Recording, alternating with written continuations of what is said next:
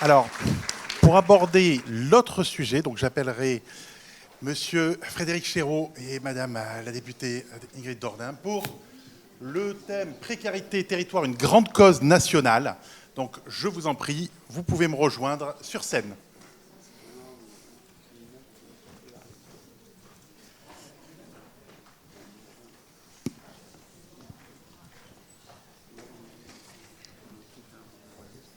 Alors, je vais introduire un petit peu cette conférence déjà en disant d'avoir des représentants de la nation aujourd'hui. Je citerai une petite citation, c'est d'un philosophe qui s'appelle Axel Honneth, qui dit qu'on se connaît avant, qu'on se reconnaît avant de se connaître, c'est-à-dire que c'est la reconnaissance des autres qui nous aide à nous construire. Et votre présence aujourd'hui, en tant qu'élu de la nation, nous aide à nous reconnaître aussi. Donc je vous remercie de votre présence. Si vous en êtes d'accord, nous allons commencer par Monsieur Chéreau. Donc vous êtes déjà maire de Douai. J'ai vu que la ville de Douai, et vous savez que je suis chauvin par rapport à ma ville, mais a eu une certaine reconnaissance pour un monument que je ne citerai pas parce que vous avez battu le Capitole de Toulouse et j'en suis très triste. Mais c'est quand même une très belle ville et je vous conseille d'y aller. Vous vous occupez de la commission santé à l'Association des maires de France. On voit une tendance quand même assez forte de l'implication des collectivités dans les sujets santé. Donc, j'ai plusieurs questions à vous poser. La première, quelle est la mission de la commission santé de l'AMF et quels sont vos travaux actuels? La parole est à vous. Écoutez, quelques mots de réponse. Je voulais saluer, voilà, le président Hollande est parti, mais je l'ai écouté avec beaucoup de plaisir et d'attention. Et puis le président de Sintunga et sa successeur lui ont emboîté le pas, mais je les saluerai tout à l'heure. Je salue la députée locale. Moi, je suis des Hauts-de-France, mais je viens un petit peu plus loin.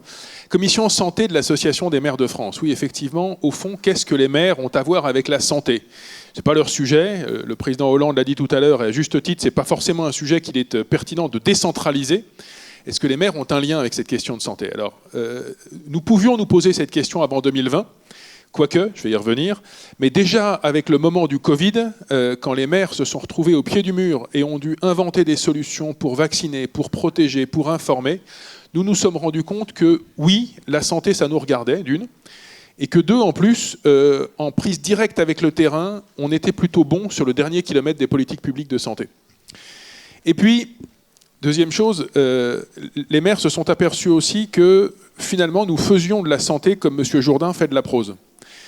Il y a un chiffre que j'aime bien citer, mais pas mal d'études, alors je pense que c'est au Canada notamment que l'étude est arrivée, qui ont mesuré quels étaient les déterminants de la santé.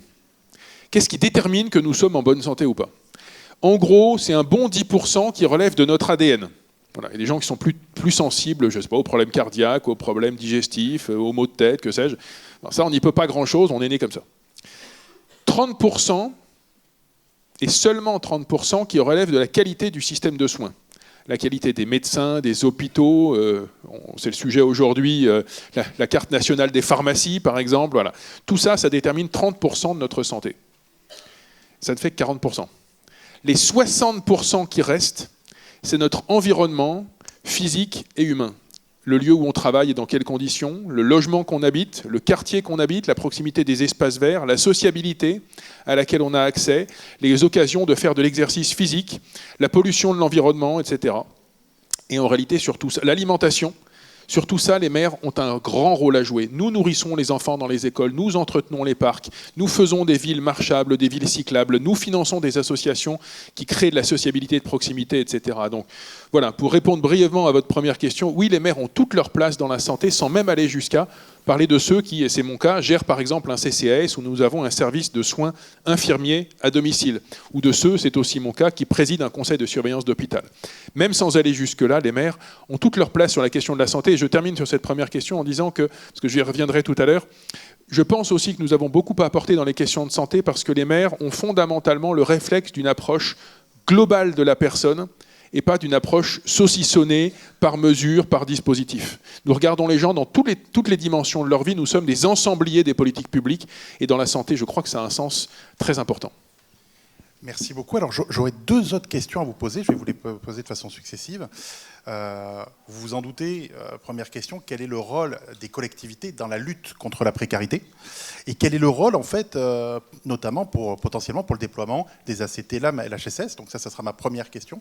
Comment le rôle des collectivités dans cette lutte contre la grande précarité? Et vous l'avez entendu, on parle du manque de place à la FSH, 2851 personnes en 2022 qui n'ont pas pu être prises en charge. Pas de solution pour ces personnes. Ce manque de visibilité, parce qu'en fait, effectivement, une des demandes successives de la FSH, c'est un plan quadriennal, savoir quand est-ce que ces places pourraient être déployées. Est-ce que ce manque de visibilité impacte les collectivités? Je vais revenir sur votre première question, sur le rôle face à la précarité. En fait, les personnes en précarité s'adressent d'abord à la commune, viennent taper à la porte du CCAS, ne serait-ce que pour, par exemple, obtenir une élection de domicile pour ceux qui n'en ont pas, obtenir des aides individuelles. Et ce que je remarque d'ailleurs, c'est qu'en fait, là encore, je vais revenir sur ce sujet que j'évoquais juste avant, prendre la personne dans sa globalité. Nous apercevons tous les jours au CCAS qu'on a des gens qui viennent nous voir pour des problématiques d'abord sociales, de logement, d'emploi. Mais en fait, derrière, il y a toute une pelote de problèmes liés, et souvent des problèmes de santé aussi, sur lesquels... pour le coup, au niveau des CCAS, nous sommes parfois un peu démunis, il faut mobiliser d'autres dispositifs, d'autres acteurs. Je le vois dans un autre sens, quand je suis, cette fois-ci, avec ma casquette de président de conseil de surveillance de l'hôpital. À l'hôpital, on va avoir des gens qui vont arriver, pour le coup, d'abord pour des problématiques de santé, souvent d'ailleurs trop tard, souvent avec des pathologies mal identifiées et a fortiori mal soignées, souvent par le biais des urgences, donc pas en programmé. On parlait tout à l'heure des coûts cachés, de la pauvreté et de la précarité. Ben là, il y en a un clair, direct. Quand on prend les gens trop tard et en non programmé, ça coûte beaucoup plus cher à soigner. Et l'hôpital s'aperçoit qu'en fait, derrière toutes ces problématiques de santé, il y a des problématiques sociales, de logement, de droits non mobilisés, d'accompagnement, peut-être parfois sur des pathologies psychiques ou des choses comme ça, qui ne sont pas prises en charge. Et l'hôpital, là, pour le coup, lui, n'est pas outillé sur les problématiques sociales. Alors, il y a des outils qui essaient de se mettre en place, mais ça consomme souvent énormément de temps, d'énergie. Et je rends d'ailleurs à ce titre-là un hommage à l'hôpital public, parce que, je veux le dire, en tant que président de conseil de surveillance d'un hôpital public, les personnes polypathologiques, avec des pathologies complexes, lourdes, mêlées, et des problématiques sociales derrière, c'est à 99%, si ce n'est pas plus, l'hôpital public qui les reçoit, qui les accueille. C'est un coût important, mais c'est un devoir impérieux d'accueillir ces personnes-là, et qui n'était peut-être pas suffisamment pris en compte dans le financement de la santé. Alors, je reviens sur cette idée que finalement, l'approche globale de la personne qui essaye de la Fédération Santé Habitat, à mon avis, est fondamentale. Avoir des lieux où on traite à la fois les problématiques de santé et les problématiques de logement et les problématiques sociales, c'est absolument majeur. J'ai découvert finalement votre fédération trop récemment.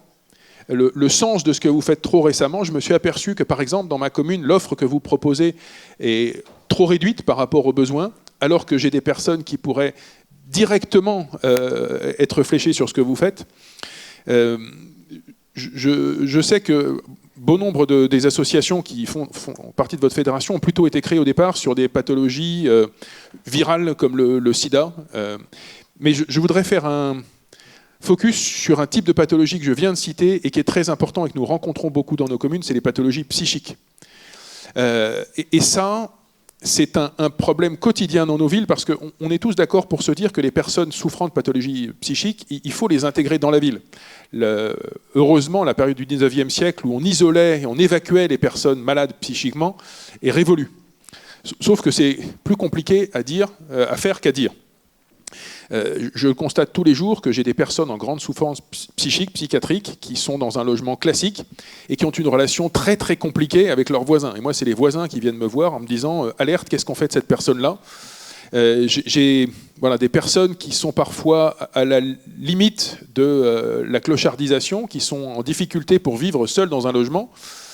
Qu'est-ce qu'on fait? Je vais demander à un bailleur de les installer quelque part, mais s'il n'y a pas l'accompagnement qu'il faut derrière, comment on fait? Je vous donnerai l'exemple d'une pension de famille que j'ai à Douai, qui a été créée par une association où on pensait accueillir des gens pendant 6 mois, le temps de les sortir de la rue ou de la grande précarité, les remettre sur les rails et ensuite les remettre dans un logement classique. Ça n'a pas marché. C'est des personnes qui parfois sont là depuis 20 ans parce qu'en fait elles ont enfin trouvé l'endroit où elles arrivent à vivre normalement, avec un accompagnement social permanent. Et si on les sort de là pour les mettre dans un logement classique, ce qui va se passer, c'est que ça ne va pas marcher. Certaines vont repartir à la rue ou retomber dans des consommations de stupéfiants. Nous avons un projet à Douai de maison d'une autre pension de famille, justement pour des personnes porteuses de pathologies psychiques, parce qu'on se rend compte que, paradoxalement, c'est plus facile que des personnes souffrant des mêmes pathologies habitent dans le même immeuble, dans la même résidence, donc avec un suivi médical et social quotidien, parce que quelque part l'infirmier de l'un va donner un coup d'œil aux autres, et puis les personnes qui habitent ensemble se comprennent et se soutiennent dans leur pathologie. Donc, mon sentiment, c'est que il faut prendre en compte de manière très importante, particulièrement cette question des pathologies psychiques. Et deuxièmement, il faut inventer des modes d'habitat spécifiques pour des personnes en grande précarité sociale ou en précarité psychique. Ce qui veut dire aussi qu'il faut d'ailleurs trouver des solutions d'aval par rapport à ce que vous proposez. Et c'est ce que disait le président Hollande tout à l'heure, et je suis totalement d'accord là-dessus. Il ne faut pas réfléchir en termes de public, entre guillemets, je vais utiliser un mot péjoratif, à stocker dans un dispositif ou un autre, à gérer de manière pérenne. Il faut prévoir des parcours. Et comment est-ce qu'on met d'abord les gens dans les appartements thérapeutiques que vous créez pour traiter fortement, dans un premier temps, les pathologies qu'il peut y avoir, soigner les gens, et puis ensuite leur trouver des lieux d'hébergement qui ne sont pas forcément des lieux d'hébergement classiques.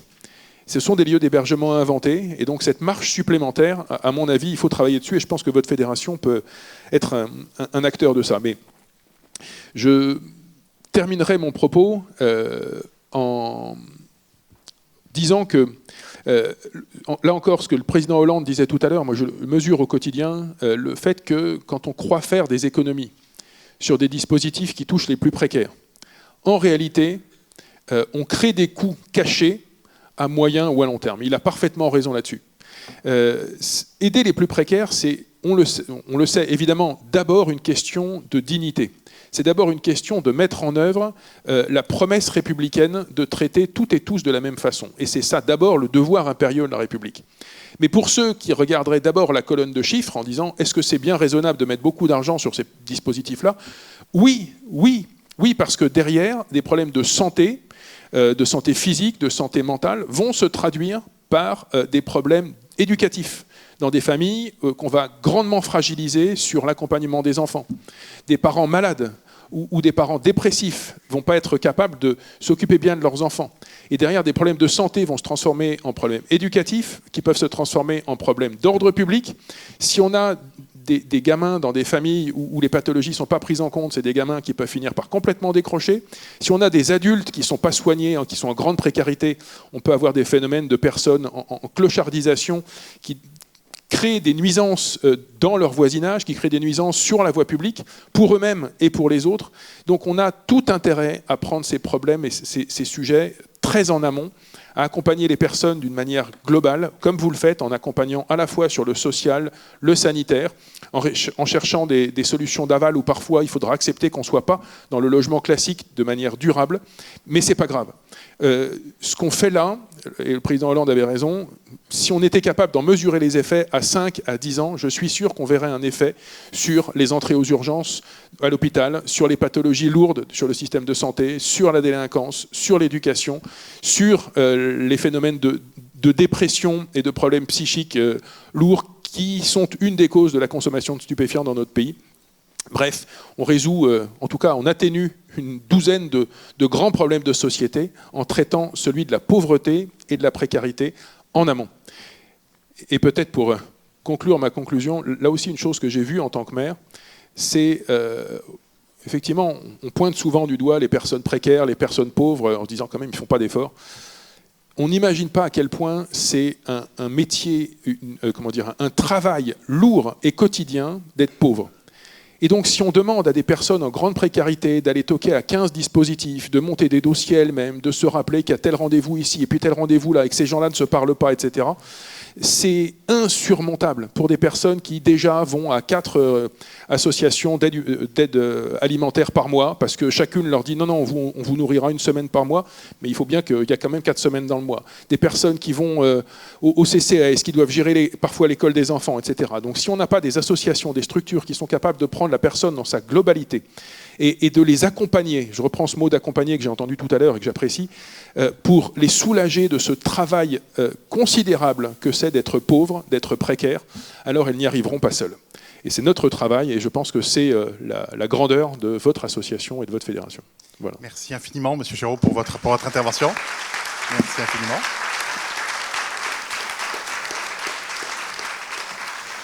J'en profite avant de passer la parole à Madame la députée pour vous rappeler que parce que quand je regarde mon portable, ce n'est pas pour des appels perso, je vous rassure, c'est parce que vous avez un petit mail sur lequel vous pouvez poser les questions aux intervenants. Je les reçois ici et je peux les poser. Et vu que pour l'instant, les questions que je reçois ne sont que celles de Léonard, j'aimerais en avoir d'autres aussi. Voilà. Donc, n'hésitez pas à poser les questions là-dessus. C'est aussi le but. Donc, je regarderai et je les traiterai. Et j'aurai quelques questions donc, à poser après l'intervention de Madame Jourdain. Madame la députée, c'est à vous. Et je tenais aussi à dire un mot, c'est que autant Monsieur Chéreau que vous, Madame la députée, spontanément, vous avez répondu présent pour venir ici. Vous avez bougé votre agenda pour être ici. C'est un honneur et une reconnaissance qu'on a peu. Je vous le dis clairement. Et aujourd'hui, en fait, vous avez fait de la lutte contre la grande précarité votre priorité. Moi, je vous en remercie. Et j'aimerais encore une fois qu'on applaudisse M. Chéreau et Mme la députée pour avoir fait de nous leur priorité aujourd'hui.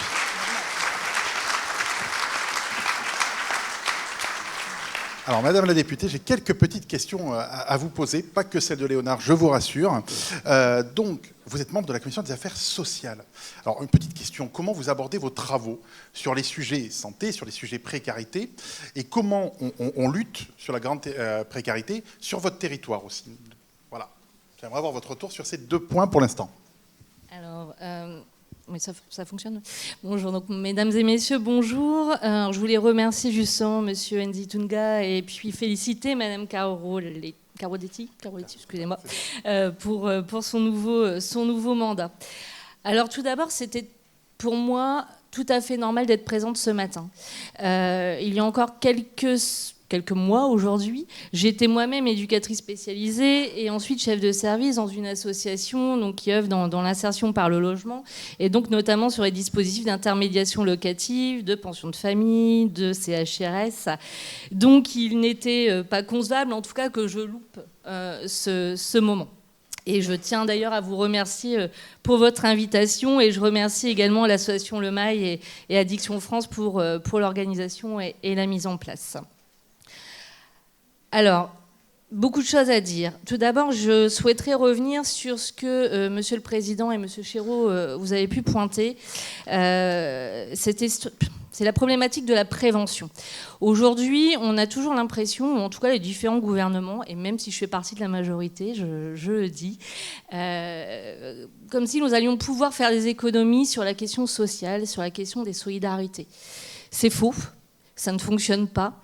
Et en France, on est très mauvais depuis de nombreuses années, c'est dans la prévention. On oublie de traiter le problème avant que ça devienne une problématique réelle et coûteuse, puisqu'il faut utiliser les termes. Je vais juste prendre un exemple, puisque là, en tant que vice-présidente de la commission d'enquête sur les défaillances de la protection de l'enfance, lors des dernières auditions, nous avons eu un chiffre qui m'a frappée, qui m'a choquée, mais qui résume bien la situation. Dans quelques années, les enfants accueillis dans le cadre de la protection de l'enfance, donc je rappelle 25% des sans-domicile fixe sont des jeunes issus de la protection de l'enfance, vont au-delà du traumatisme, du placement, du traumatisme également de la séparation de leur famille, du déracinement et des violences qu'ils ont pu connaître. Ils vont également subir de la maltraitance institutionnelle.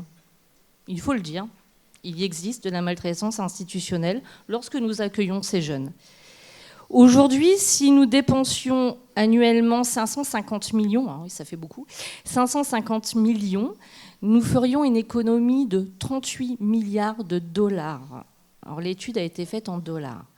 Donc pour une dépense de 550 millions, mais là on joue sur l'avenir, on joue sur la prévention, sur l'accès aux soins, sur l'accompagnement au niveau des bilans médicaux, du suivi psy, d'un accompagnement éducatif adapté en fonction des différentes problématiques, c'est 38 milliards de dollars d'économies qui seraient réalisées.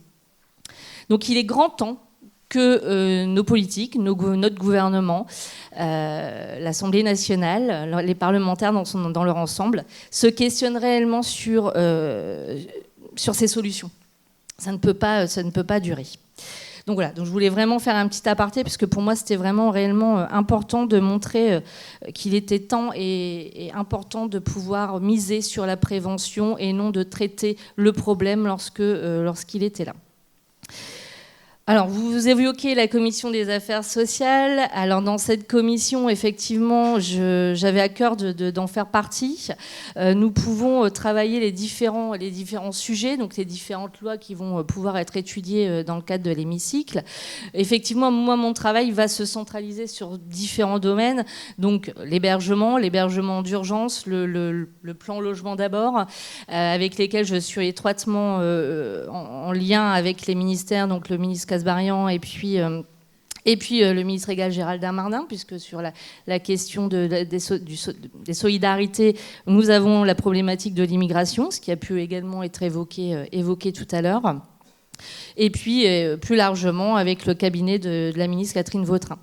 Je suis et Fadila Khattabi au niveau du handicap. Bon, ça fait beaucoup de monde, mais en tout cas un travail très étroit pour pouvoir justement faire mener et monter les difficultés rencontrées sur le territoire et pouvoir le travailler étroitement avec les différents ministres, avec les différentes politiques, les différentes lois qui vont pouvoir être nommées.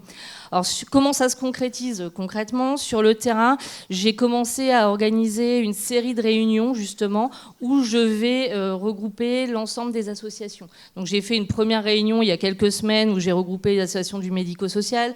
Là, il y a une réunion avec, justement, les associations dans le domaine de l'insertion. J'ai également une réunion prévue avec les bailleurs sociaux, et ainsi de suite. Voilà. L'objectif, c'est de pouvoir, dans un premier temps, recevoir l'ensemble des associations du territoire, pas uniquement sur ma circonscription, évoquer avec eux les problématiques politiques et en tout cas les difficultés rencontrées, ce qui est mis en place et ce qui est également innovant sur le territoire. Ça fonctionne bien, voilà. Pour le moment, tout le monde, en tout cas, la plupart des associations ont répondu présentes. Donc c'est une grande fierté. Enfin voilà, j'en suis satisfaite puisque c'est ainsi qu'on peut travailler. Puisque moi, mon mandat de député, je ne le conçois pas sans les acteurs du terrain. Sinon, ça n'a aucun sens. Les Yaka Faucon et les je sais pour les autres, non, on ne sait pas. On ne peut pas savoir ce que les personnes en situation de précarité sont accueillies. On ne peut pas savoir ce que les travailleurs sociaux vivent sur le terrain chaque jour. On ne peut pas le savoir, sauf si on les écoute. Et ça, on a parfois tendance, en tout cas les politiques aujourd'hui, ont parfois tendance à l'oublier. Donc pour ça, plusieurs investissements sur les commissions d'enquête, sur les différentes propositions de loi. Alors moi, je travaille beaucoup de propositions de loi transpartisanes, donc avec les différents partis. Sauf les extrêmes, c'est un choix personnel. Et donc des propositions de loi, notamment sur la protection des consommateurs d'énergie, sur la protection des familles monoparentales. J'ai également été responsable de texte sur une proposition de loi concernant les troubles neurodéveloppementaux et le répit des aidants, puisque beaucoup d'aidants se retrouvent également dans des situations de grande précarité lorsqu'ils doivent être auprès de la personne en situation de handicap ou souffrante. Voilà, dans les grandes lignes, en tout cas, l'activité qu'on peut mener. Vous avez évoqué le projet de loi immigration, il y a quelque temps. Donc, c'est une loi qui est arrivée juste après mon arrivée à l'Assemblée nationale, puisque moi, mon mandat a débuté fin septembre 2023. Donc, un fort engagement où on a entendu des choses terribles, et notamment sur l'aide médicale de l'État, où je suis tout à fait opposée à ce qu'on puisse y toucher. Opposée justement de mettre face l'immigration aux difficultés rencontrées en France aujourd'hui. Ce n'est pas la réponse à tout et ça rappelle à des mauvais passages de l'histoire. Donc ça, je continue à travailler notamment avec le ministre Gérald Darmanin. On n'est pas toujours d'accord, mais en tout cas pour moi c'est vraiment important et aujourd'hui on est face à une problématique, c'est ces personnes ni régularisables, ni expulsables, ou en tout cas qui sont toujours sur le territoire, de l'hébergement d'urgence, de quel accueil leur faisons-nous, de comment les accompagnons-nous, enfin voilà, différentes problématiques. Et pour ça, j'essaye de travailler en équilibre, hein, c'est le juste terme, entre le cabinet du ministre Kasbarian et le ministre Gérald Darmanin. Et je peux vous assurer que c'est pas simple, mais c'est aussi mon rôle de soutenir cette parole et d'être présente. Le PJL fin de vie. Alors là, effectivement, chacun en âme et conscience va avoir son positionnement vis-à-vis de cette question. On a mené de nombreuses auditions. J'ai pu également rencontrer des personnes qui militent pour ce choix de la fin de vie, des personnes souffrant. Il y a eu plusieurs amendements qui ont été déposés concernant justement cet accompagnement, comment faire avec les personnes les plus précaires, les soins palliatifs, les maisons d'accompagnement. C'est un débat qui va être long et difficile. Et je trouve, par contre, je souhaite vraiment avoir une pensée, et je le dis maintenant, c'est pour toutes ces personnes malades qui ont milité, qui militent pour ce choix, pour ce droit, pour avoir ce droit de pouvoir choisir de partir de manière apaisée. Pas forcément de pouvoir profiter, et en tout cas d'utiliser en tout cas de faire ce choix de la fin de vie, mais en tout cas de pouvoir partir de manière apaisée parce qu'ils savent qu'ils peuvent avoir cette possibilité. Et ça, c'est vraiment très important.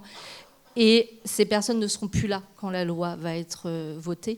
Ils ne pourront pas en bénéficier. Et j'aimerais vraiment avoir une pensée pour eux. Pour la question de la fédération, justement, si vous pouviez être maison d'accompagnement, il y a eu des amendements déposés. Techniquement, alors les amendements ne sont pas encore passés parce qu'on en est toujours à l'article 1, donc on avance doucement mais sûrement.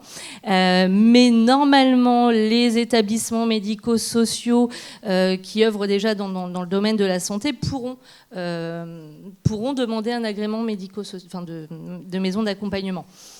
Maintenant, ce sont des décrets et puis ce sont chaque ARS qui va également faire un cahier des charges. Donc il faudra également être vigilant pour que tout soit respecté. Voilà, merci. Alors, d'autres petites questions.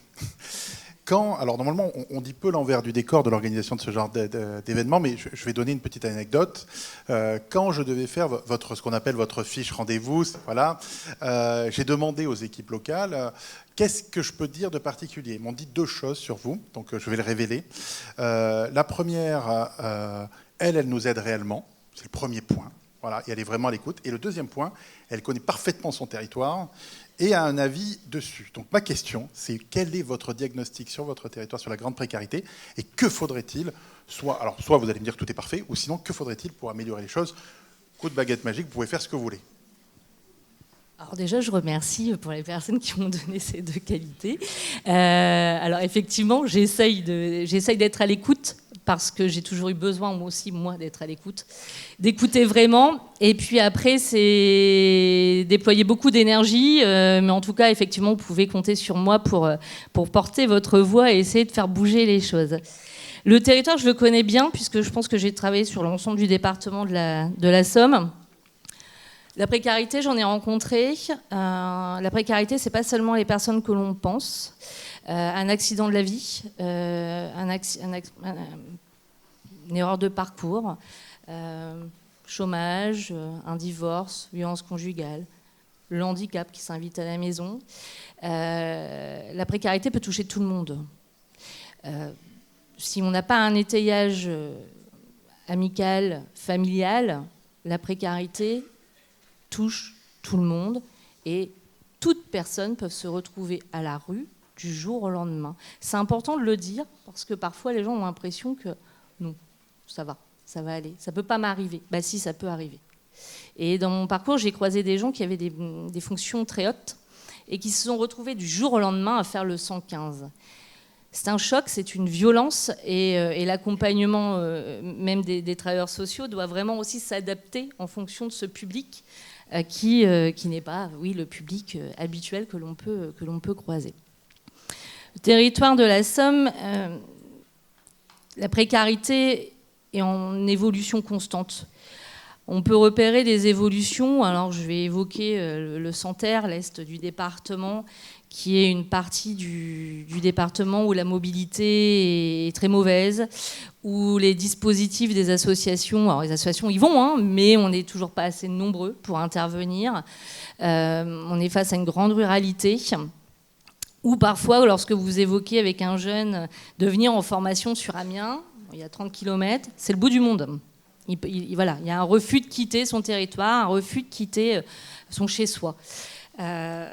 Ensuite, on a le secteur plutôt de la Picardie maritime, où là, on a pu voir ces 10 dernières années un développement de la présence des associations. Et on sent que voilà, les choses commencent à évoluer, les choses commencent à bouger. Amiens, sa métropole, on est un peu sous coupe. Hein. Enfin, voilà, c'est encore différent. C'est la ville, il y a les moyens, il y a les mobilités, il y a les administrations. Enfin, les choses sont plus simples. Par contre, dès qu'on s'éloigne d'Amiens, effectivement, les choses sont très, très, très compliquées. Comment y répondre? Déjà avec un engagement politique peut-être plus fort sur le territoire, en collaboration, en concertation. Ce sont des mots que l'on dit beaucoup, mais qui sont très peu utilisés au final et qui sont peu mis en place. Donc plus de travail en collaboration, plus de travail avec l'ensemble des associations, qu'on évite la mise en concurrence des associations, puisque oui, il faut le dire, les appels à projets amènent aussi à une certaine mise en concurrence, pas seulement avec le secteur lucratif, mais ce n'est pas toujours évident lorsqu'on entre associations, on n'arrive pas à se mettre d'accord et que tout le monde va sur le même appel à projet. J'ai toujours trouvé ça un petit peu dommage également. Pour moi, les associations, les organisations non lucratives, c'est le symbole de la démocratie en France. On a un tissu associatif d'une richesse extraordinaire. On doit absolument s'appuyer dessus et faire confiance à nos associations et nos organisations. Sur le territoire, moi, je pense que c'est vraiment une des solutions. Et nos politiques doivent pouvoir réellement s'appuyer sur eux. Les associations, pour moi, ne sont pas uniquement les opérateurs. Ils ne sont pas juste là pour remplir une mission. Le rôle premier d'une association, c'est le militantisme. C'est faire remonter les besoins, faire remonter les manquements. S'il n'y avait pas eu d'association en France, il n'y aurait pas d'institut médico-social. Rien n'aurait avancé. La seule différence, c'est que pour les personnes en situation de handicap, les familles se mobilisent. Pour les personnes issus de la protection de l'enfance ou en précarité, on a une mobilisation qui est moins importante. Et il faut effectivement bouger les choses et votre fédération en fait partie. Merci beaucoup et donc merci d'applaudir Madame la députée pour son intervention et j'aurai 2 questions. Merci beaucoup. J'aurai 2 questions, une pour Monsieur Chéreau, une pour Madame la députée. Je ne vous dirai pas laquelle, il y en a une qui nous vient d'un certain Léonard N, mais je ne vous dirai pas laquelle des 2. Première question, Monsieur Chéreau. Donc effectivement, vous nous l'avez dit, les pouvoirs du maire parfois peuvent être non pas limités, mais un peu au niveau santé-précarité. Comment concrètement demain, vous vous dites, j'ai besoin d'un déploiement de places d'ACT, LAM-LHSS en plus. Comment vous faites concrètement en tant que maire?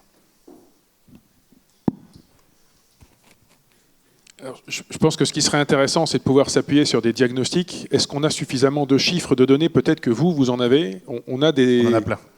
Voilà. On a, nous, des analyses des besoins sociaux propres dans les CCAS, en tout cas pour les villes qui en possèdent. Peut-être que ce volet-là, spécifiquement sur la précarité et les besoins des personnes qui croisent des problématiques sociales et de santé, c'est un des angles manquants dans nos analyses des besoins sociaux. Parce que c'est ça qui va nous permettre d'aller ensuite, devant l'ARS, devant les services de l'État, justifier, défendre la création de lits ACT. Après ça, les opérateurs pour les porter, ces lits, on les a. Il y a des associations qui sont déjà dans votre fédération, pas très loin de Douai, pour ce qui me regarde. J'ai d'autres associations sur le territoire où je me dis elles seraient capables de le faire. Et même à la limite, mon CCAS, j'ai cru comprendre aussi, pourrait le faire en régie directe. C'est des choses qui peuvent être envisageables. Mais ce qu'il faut débloquer, c'est les autorisations, c'est le oui de l'ARS pour ouvrir ces lits. Sachant que derrière, il faut aussi trouver les locaux, mais là encore, les maires ont leur rôle à jouer, parce que c'est souvent nous, en direct ou avec les bailleurs sociaux, avec des propriétaires privés qu'on connaît, qui pouvons identifier le bon endroit, le bon immeuble et mettre les moyens pour le rénover, etc. Donc le comment faire, on l'a. on a les opérateurs autour de nous, on peut faire nous-mêmes. C'est cet enjeu d'aller obtenir l'accord de l'ARS. Et là-dessus, c'est un double argumentaire. L'argumentaire global qu'on défend depuis tout à l'heure, de dire travailler sur la grande précarité, travailler de manière croisée sur le social et la santé, c'est pas de la perte de temps, c'est pas de la perte d'argent, c'est économiser demain énormément de moyens publics pour beaucoup d'autres choses. Et c'est un argumentaire local en disant, une fois qu'on a dit ça, spécifiquement, dans telle commune, à tel endroit, oui, là, il y a des besoins, il y a des personnes identifiées, et il faut qu'on y aille. Et si vous me permettez de répondre à une question qui n'a pas été posée, mais de rebondir sur ce qu'a dit Madame la députée, sur l'importance des associations locales. Il y a un terme que j'aime beaucoup utiliser, c'est celui de l'expertise de l'habitant. Moi, je crois énormément à ce rôle clé des associations de proximité, des centres sociaux, mais parfois des associations de bénévoles, qui n'ont pas forcément une énorme expertise technique ou juridique sur les dispositifs, les financements, etc., qui sont parfois un peu en difficulté pour répondre à des appels à projets, parce qu'ils sont d'abord dans le faire, mais quand on leur demande de remplir un truc de 20 pages, c'est pas forcément simple. Sauf que moi, j'ai des associations à Douai, et je suis sûr que dans la Somme, il y en a aussi, qui sont les seuls à savoir parler à certaines personnes, à savoir ouvrir certaines portes, à savoir surtout obtenir une écoute en confiance de personnes qui ont été face à cette violence institutionnelle qui a été évoquée tout à l'heure. Si la ville va voir certaines personnes, si l'hôpital, si les grandes institutions, la préfecture, l'ARS vont voir certaines personnes, on ne va pas y arriver, on ne va pas les toucher. Si on organise une réunion, il y a des gens qui ne viendront pas. Nos associations de proximité, parce qu'elles ont un visage, un nom, ce n'est pas une institution, c'est Jean, c'est Ahmed, c'est Catherine, c'est des personnes qui sont au quotidien auprès des personnes. C'est ces gens-là qui vont réussir à toucher les plus précaires, les plus fragiles. Donc on a absolument besoin d'associer l'expertise technique des institutions et l'expertise de l'habitant des associations de proximité. Voilà, dans une approche globale sur le territoire. Merci beaucoup, merci infiniment. Donc l'autre question qui va rejoindre le titre justement de cette table ronde, la grande cause nationale, précarité. Si demain ça devait arriver, demain on arrive à convaincre le pouvoir public que c'est à nouveau une grande cause nationale, pour vous, Madame la députée, quel est le point à mettre en priorité ? Tout le monde est OK avec nous, Bercy nous dit qu'il y a plein d'argent, on peut y aller, franchement. Bercy l'a dit. Voilà, Bercy a dit c'est fait. Moi, la priorité, c'est le logement. Parce que pour stabiliser la santé, pour ouvrir les droits, la première chose à faire, c'est le logement. Sans adresse, sans logement fixe, on ne peut pas se poser.